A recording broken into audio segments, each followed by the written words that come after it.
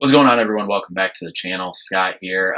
Michigan State blows yet another one, 64-65 on the road to Indiana. A game that was basically over in the first, 3-4 minutes of the game when Indiana was seemingly up 20-5, within a blink of an eye. And then, similar story we've seen the last 4 years of this program.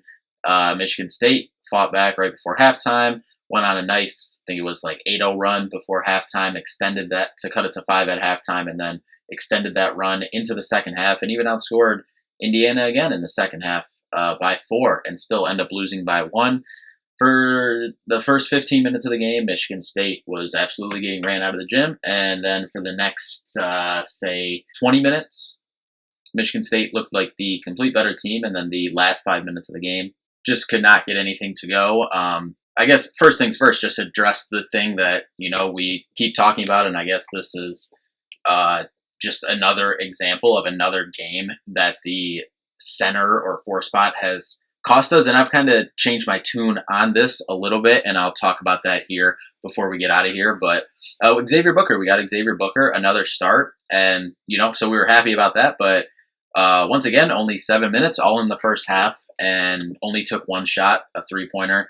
Had a foul. I understood this game why they took him out, because Khalil Ware for Indiana was just a man down there and was just getting some incredible rebounds, and Xavier missed a couple there. So I understood it this game that they were going to go with Coop and Kohler and Maddie. But you went with those, and that's the rotation that you went with before the year, and you said you were going to roll with a center by committee, as we've seen a quote from him the other day that I'm not going to get the exact quote right, but basically paraphrasing that, our guards were supposed to be one of the best in the country. We were supposed to have a 5th-year, 4-man who, we'd hope would take a leap, and then we were going to go center by committee. Yes, Tom, he admitted that, our guards had to play the way they were supposed to play coming into the year, otherwise we don't have a chance of doing anything. And our 4-man is playing out of his mind and playing the best basketball of his career. Malik Hall, obviously tonight, it wasn't, one of his best nights, 3 for 12 shooting. The whole team just struggled to shoot from the field in the first half, 3s, 2s, everything. Could not get anything. Wide open looks, couldn't get anything going, but he still chipped in 7 rebounds and, defended as best as he could. So I'm not blaming Malik Hall on this. This is completely, I know I'm kind of rambling here, but this is completely on Tom Izzo. This is his worst coaching job that he's ever done. And, this brings me no pleasure to say this. Tom is someone, I have just off camera here, I have a picture of him. He is someone who I'd consider to be probably, in terms of like sports figures, I got Kobe right here, got Steph over there. In terms of players, those guys are guys that I idolize, but Tom is probably my, favorite or, person that I idolize most in terms of the sports world or celebrities, whatever you say. So it brings me no pleasure to say this whatsoever. And I know some of this is on, players got to step up, but this is 100% Tom's worst coaching job. This is worse than the 2017, tourney run with, Cassius, Miles, Nick Ward, Jaren Jackson, that loaded team losing in the second round. Worse than that, worse than any year. Bring me any year, I'll give you this year is his worst coaching job ever. And then really that's really the only position. That's the only position we're talking about here that I'd say was a problem today. Yes, Jaden Akins did not shoot the ball well. 4 for 12, 2 for 9 from 3.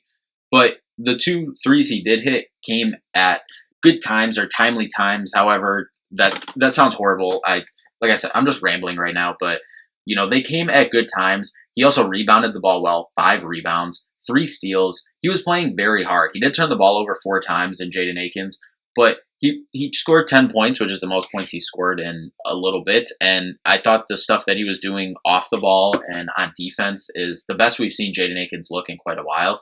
So I thought he was a positive. Your senior point guard, AJ Hogarth, did show up. We've been asking for him to show up for a full 40 minutes. I thought he did. Played 34 minutes today, finished with 10, 6, and 4, as well as 4 steals. I thought he was great.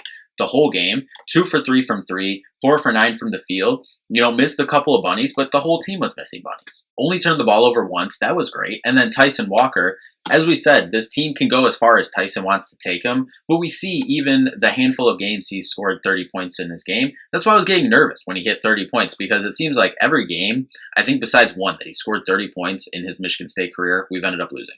But Tyson Walker scores 30 points, has 3 steals, 3 assists, 2 rebounds, 4 for 4 from the free throw line, 4 for 8 from 3, 11 for 21 from the field, and we still can't find a way to win. Off the bench, I thought Trey Holloman did some okay things, just didn't really, do a lot to impact the stat sheet, but nothing, crazy. I thought he was fine. Would like to see him out there a little bit more and maybe slide Hall over to Ware, because it's not like any of the centers were actually stopping Khalil Ware anyway. I mean, 28 and 12 for him. So no one on the roster was stopping him whatsoever. So why not go small ball and see, and why not even throw Carr out there and throw him on him? I know when we run that small ball lineup, we usually have Carr at the 4. Throw Carr at the 5. Why is Carr playing 2 minutes? Mady Sissoko, 6 minutes. Obviously, he had 4 fouls, but you're playing 3-4 guys at center. That's 15 fouls each. That's 15 fouls between them. He has 5 fouls to use. Put him out there to try to do something. Put a body on him, something. I think Khalil Ware had, I believe, 2 and 1s. I know he had 1 for sure. Maybe it was someone else that had an and 1 there towards the end. But at least throw him out there. At least make sure he doesn't make the basket too. I think Sissoko could maybe do that. And I'll say this about Coop. I thought Coop played really well in this game. He had 7 rebounds. Did have 3 points, 1 for 2 from the free throw line, 1 for 3 from the field. But I thought he did okay. He did force Ware into some difficult shots, and he was just making them. But that's unfortunately just been the story of every single game the last 3 years of this team and of this program, and that's just, disappointing. And, this isn't anything against the players. Like I said, this is all on Tom. This is all on Tom, 100%. These players, at this point in their career, are who they are. We know Mady Sissoko, you know what you're going to get out of him. Carson Cooper, to this point, do I believe Carson's going to develop even more? I think this is a huge summer for him, and I think he could be a solid piece in this rotation at a Big Ten level going forward, both defensively and, a lob threat at the rim. Yes, I do think so, but that's not what he is right now. We see some flashes of it, but not yet. Jackson Kohler, 14 minutes, 0 points, 2 rebounds, and an assist. Do I think he's going to continue to develop? Yes, 100%. Is he ever going to be on an all-defensive Big Ten team? No. Is his offense going to bounce back? Yes, because we see the footwork, we see the offense, we saw it coming in, who he was compared to, who he compared himself to. That's just not there right now, and I think a lot of that has to do with his injury before the season started and him not getting going until Big Ten play even started. I think a lot of that will be polished up next year, but right now, is that the case? No. As I said, I believe this is 100% Tom's worst coaching job, but as we kind of keep talking in circles about this, no, this isn't all on Tom. At the end of the day, did he know that his 4th-year senior center wouldn't take a leap, even though we've seen kind of the same thing from him throughout his whole career? No, he didn't know that. Carson Cooper, we saw him make a pretty good leap his freshman year. At times, we saw him make some plays in that USC game in the first round of the tournament last year. So, you thought something there. Jackson Kohler, you thought another year of him, but then obviously he gets injured, so that hampers that. Your 5-star freshman, Xavier Booker, you were hoping he would maybe be more ready. But even coming in, I'm sure Tom saw this, obviously. He was very raw coming in, and he wasn't going to be ready. His body wasn't going to be ready overall. So you see this coming in. Why not just go get... And I'll talk more about this whenever the season ends. If that ends on Thursday, because we're playing on Thursday in the Big Ten tournament now, and we don't make the tournament. I think we're in the tournament, but that's neither here nor there. Or if it ends in 2 more games, and we lose the next 2 games, then the season's over. I have it in the files here, what I want this roster to look like next year. And let me tell you, one of the biggest things I have on this roster next year is just a nasty, 250-pound, 6'11", just can't score the ball, but just nasty, go out and get you 12 rebounds off the bench. Doesn't care about playing time, just wants to come in and muck it up and get rebounds. Because some of the sequences in this game, we got out-rebounded again. It wasn't as bad, 39-33 it might as well have been 70-12 because at times it looked absolutely horrific. I thought some of the guards, I thought AJ and Jaden rebounded the ball pretty well from the guard and wing position. Both of them, AJ had 4 rebounds and Jaden had 5. I thought they rebounded well, but just overall as a team, just absolutely horrific overall. But so now going forward, now you're an 8th seed in the Big Ten tournament playing the 9 seed, which seems like it's going to be Ohio State or Minnesota. I think it's going to be Ohio State. I'm not sure if that's locked in yet. I think it is because they played. Yeah, pretty sure that's locked in. So it looks like it's going to be Michigan State, Ohio State on Thursday in the Big Ten tournament at noon. Noon tip-off on a Thursday. Absolutely love that. We're totally used to that in this program. Just absolutely fantastic. Do I still think this team is in the tournament? Yes, I do. As I said going into this game, though, do you need probably one more win to feel comfortable? Yes. Do I think they can beat out Ohio State?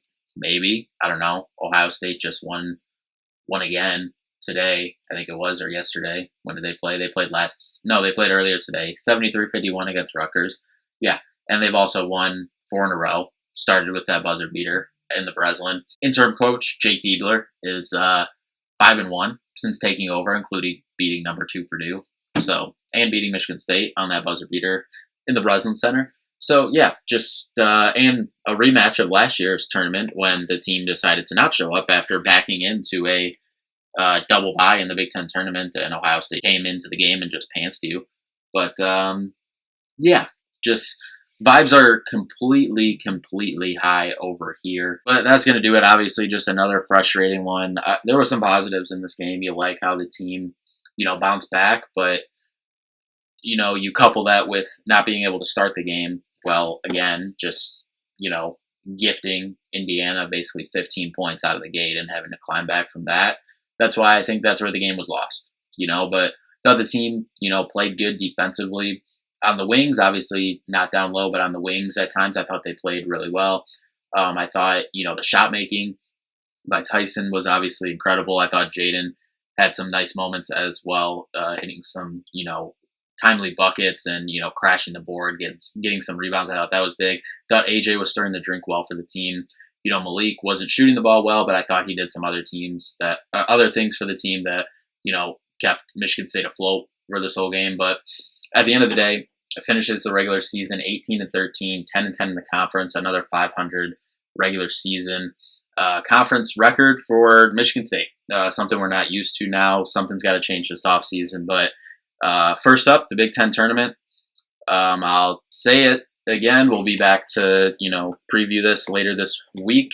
But this team can still, as we saw it go on this run. Indiana's not a great team. Shout out to Khalil Ware. He played fantastic this game. But Indiana's not a great team. They're playing really well right now. I'll say this. We saw it for stretches in this game. It didn't matter who they were playing. We saw it. That was a stretch similar to the Baylor game. If this team's playing hot, they can beat any team in the country. If they're not, they can lose Thursday in the Big Ten tournament and lose in the first round of the NCAA tournament or the first 4, whatever they're slated in the NCAA tournament.